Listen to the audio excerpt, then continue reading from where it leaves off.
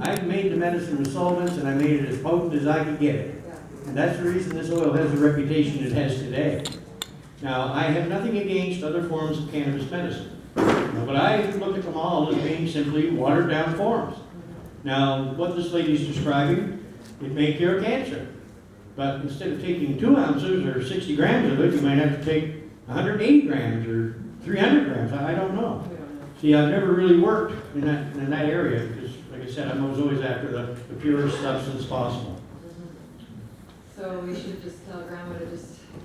What's that? Tell Grandma to get her 2x4 and her slow cooker. And just like, you know, Well, I mean, making that medicine is not nearly as hard as, everybody's, oh, I'm afraid to make my own. Oh, I know. Well, you know something? If I had the material right here, you could put a blindfold on me, and I could make that oil blindfolded. I know, but... It's so hard for making a cup of coffee. Just follow the instructions, follow the safety instructions.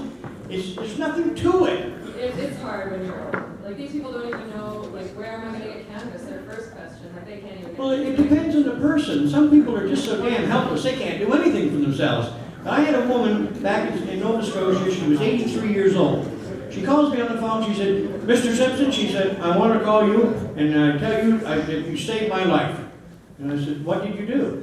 And she said, I followed your instructions, I made the oil, and I cured my own cancer. And I made it by myself. Now that's the kind of women we need.